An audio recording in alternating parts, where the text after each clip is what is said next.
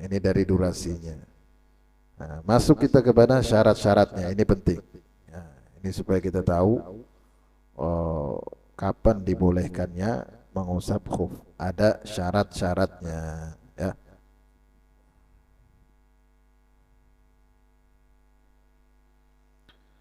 Ada syarat-syaratnya. Berapa syaratnya? 6. Banyak nih syaratnya. Ya, kalau kita mau praktekkan nih ada 6 syaratnya. Apa saja? Yang pertama, lubsul khufain ala taharatin kamilah. Dia harus memakai khuf dalam keadaan suci sempurna. Jadi suci sempurna dulu. Wudu dulu. Normal. Sampai selesai. Tidak boleh tidak selesai. Sampai selesai berarti sampai kakinya sudah dibasuh semuanya. Kanan dan kiri. Kemudian pakai khuf. Kalau dia memakai khuf sebelum selesai wudu. Contoh misalkan dia membasuh kaki kanannya. Ya, kaki kiri belum. Setelah dia basuh kaki kanannya, dia pasang khuf. Tidak bisa. Kemudian dia basuh kaki kirinya, pasang lagi khuf. Tidak bisa. Yang bisa itu yang mana? Khuf yang kedua. Khuf yang pertama tidak tidak sah. Jadi bagaimana khuf yang pertama? Buka, buka baru pasang lagi.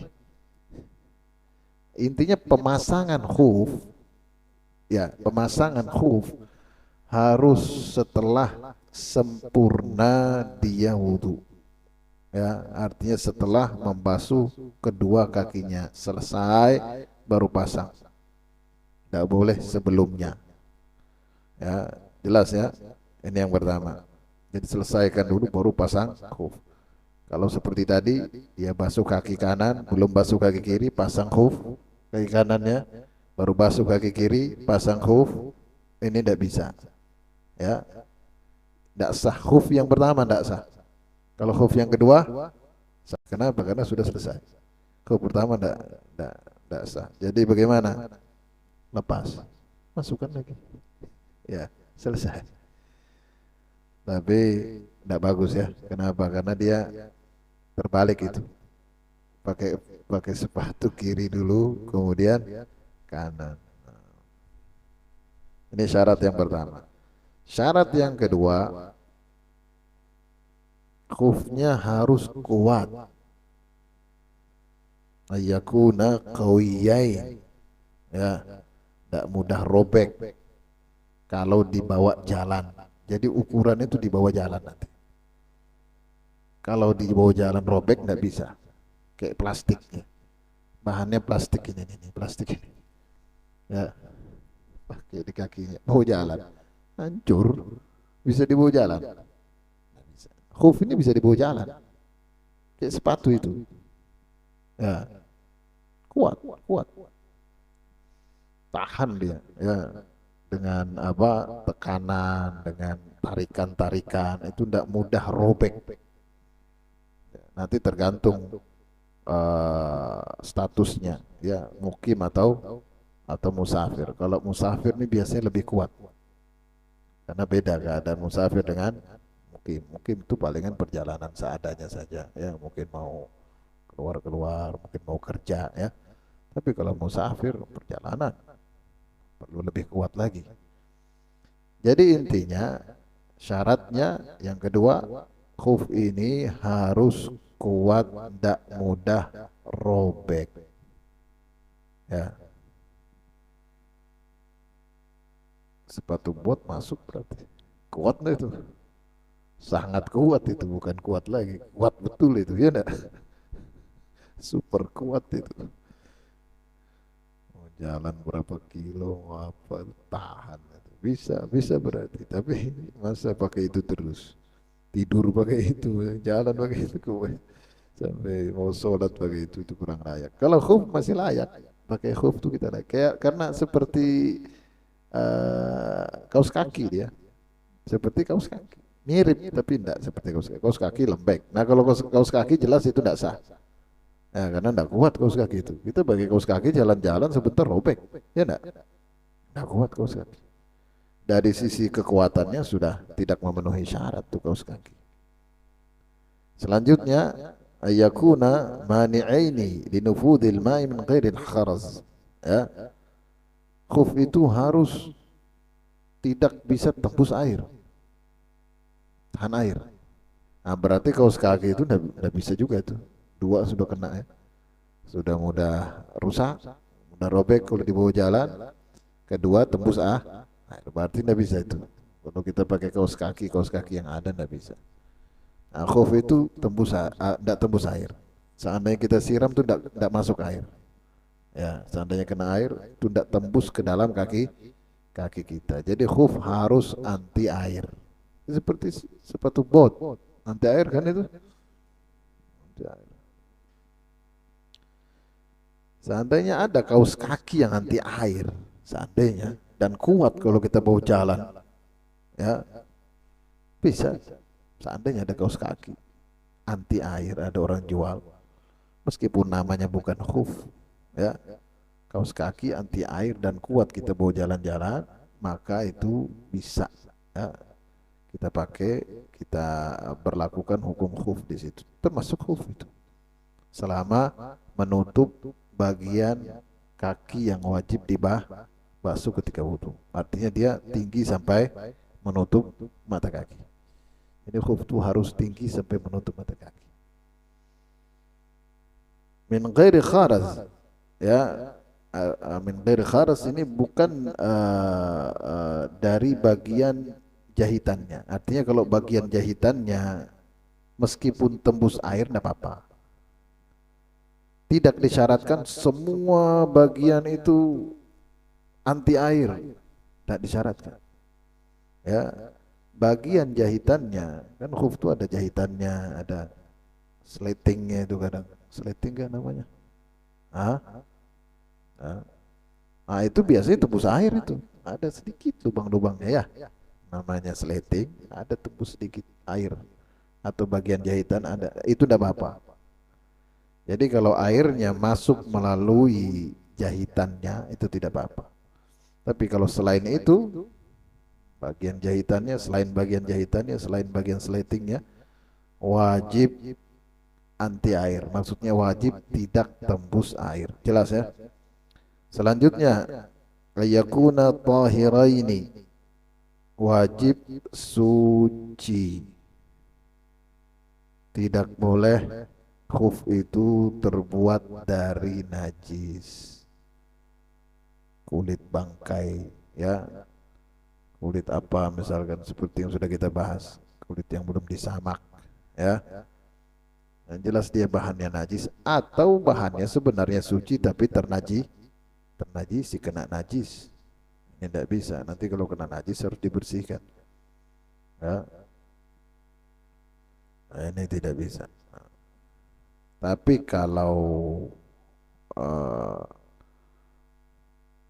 najis yang dimaafkan tidak apa-apa, ya, kena najis yang dimaafkan itu tidak apa-apa.